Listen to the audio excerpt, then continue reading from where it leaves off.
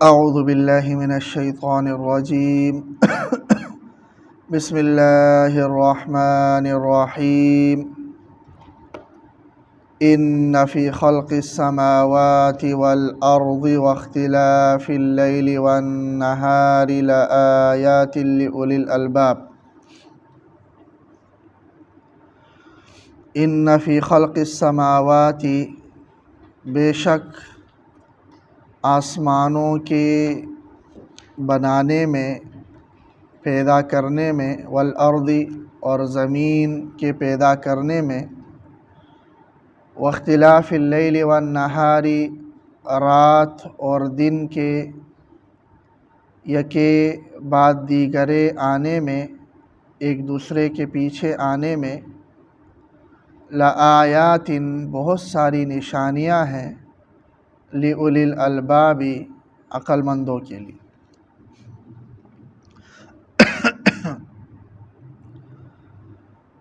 روایات میں آتا ہے، صحیح ابن حبان میں اور تاریخ ابن عساکر میں، کہ ایک رات نبی اکرم صلی اللہ علیہ وسلم حضرت عائشہ کے پاس ٹھہرے ہوئے تھے، اور حضرت عائشہ فرماتی ہیں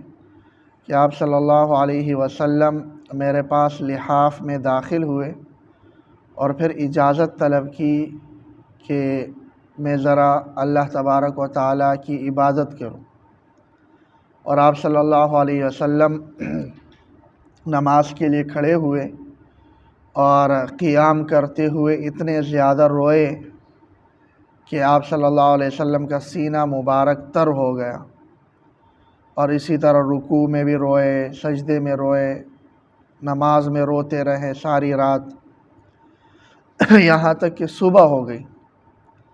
جب حضرت بلال رضی اللہ تعالیٰ عنہ آپ صلی اللہ علیہ وسلم کو اطلاع دینے کے لیے آئے کہ نماز صبح ہو گئی ہے، نماز کا وقت ہے، تو حضرت عائشہ رضی اللہ تعالیٰ عنہا نے آپ صلی اللہ علیہ وسلم سے پوچھا کہ آپ اتنی سختی کیوں اٹھا رہے ہیں، اتنی تکلیف کیوں اٹھا رہے ہیں، باوجود یہ کہ آپ کے تو اگلے پیچھے سارے گناہ معاف ہیں۔ تو نبی اکرم صلی اللہ علیہ وسلم نے فرمایا کہ کیا میں اللہ تبارک و تعالیٰ کا شکر گزار بندہ نہ بنوں اور اللہ کا شکر ادا نہ کروں کہ آج رات مجھ پر یہ آیات نازل ہوئی ہے۔ اور پھر نبی اکرم صلی اللہ علیہ وسلم نے یہ آیات پڑھ کر سنائی جو پورا یہ رکوع ہے، اور فرمایا کہ کم نصیبی ہے اس شخص کے لیے جس کو یہ آیات ملی ہوں اور وہ ان آیات میں غور و فکر نہ کرے۔ تو ان آیات میں اللہ تبارک و تعالیٰ فرما رہے ہیں کہ ان فی خلق السماوات والارض، آسمان اور زمین کے بنانے میں اور رات اور دن کے ایک دوسرے کے پیچھے آنے میں نشانیاں ہیں عقل مندوں کے لیے، کہ آسمان کی پیدائش، آسمانوں کی تخلیق، زمین کی تخلیق، اس میں عقل مندوں کے لیے نشانی کہ وہ اللہ تبارک و تعالیٰ کے وجود پر اور اللہ کی وحدانیت پر ان آسمانوں اور زمین میں غور و فکر کر کے کہ کس طرح اللہ نے ان کو تخلیق کیا ہے، اس میں اپنے عقل کے ذریعے سے غور و فکر کر کے، اور پھر ان کا جو نظام چل رہا ہے جس میں سب سے بڑا رات اور دن کا عدلنا بدلنا ہے۔ ایسا نہیں ہو سکتا کہ دن تھوڑا سا لیٹ ہو جائے اور کچھ حصہ اس کا رات میں شامل ہو، بلکہ رات کا ایک منظم نظام ہے اور دن کا ایک منظم نظام ہے، یہ اس نظام کے تحت یہ رات اور دن چل رہے ہیں۔ تو رات اپنے وقت پر آتی ہے اور دن اپنے وقت پر آتا ہے، یکے بعد دیگرے آنے کا یہ معنی ہے۔ اور یہ معنی بھی ہو سکتا ہے رات اور دن کا اختلاف، کہ کبھی رات لمبی ہے اور کبھی دن لمبا ہے۔ تو یہ جو نظام کائنات کا چل رہا ہے، اور پھر یہ جو کائنات کی جس طرح کی تخلیق ہے، یہ عقل مند شخص جب اس میں اپنے عقل لڑاتا ہے اور غور کرتا ہے تو یہ گواہی دینے پر وہ مجبور ہو جائے گا کہ ہاں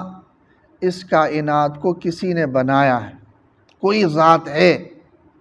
اور وہ یہ ماننے پر بھی مجبور ہو جائے گا کہ ہاں وہ ذات تنہا ہے، اکیلی ہے، وحدانیت پر بھی مجبور ہو جائے گا، تو اس سے یہ اندازہ ہوتا ہے کہ قرآن یہ دعوت دیتا ہے کہ کائنات کے اندر غور کیا جائے، جس کو ہم آج کل سائنس کا نام دیتے ہیں۔ سائنس کیا ہے؟ سائنس یہی ہے جو سائنس کی مختلف شاخیں بنی ہیں، مختلف شاخیں سائنس کی بنی ہیں، تو وہ یہی ہے کہ تخلیق کے اندر، مخلوقات کے اندر غور و فکر کرنا ہے۔ سائنس کا ایک شعبہ انسان اور انسانی ساخت اور انسانی جسم میں غور و فکر کرنے کے لیے، میڈیکل سائنس، بایولوجیکل سائنس، اور کتنے ایسے شعبے ہیں جو سائنس کے، جو کائنات کے اندر غور و فکر کرنے کے لیے۔ تو ایک عقل رکھنے والا شخص دیکھ لے کہ جہاں ملینز آف ڈالر خرچ کر کے اس کائنات کی ایک چاند اور ایک اس پر انسان گولے پر جو کہ چاند ہے، وہاں پر پہنچنے کے لیے اور وہاں تک اپنی مشینیں پہنچانے کے لیے ملین ڈالر خرچ کر کے کئی سال کی محنت اور ہزاروں افراد کے دماغ لگا کر صرف وہاں تک وہ پہنچتا ہے، اور کئی سو سال لگا کر،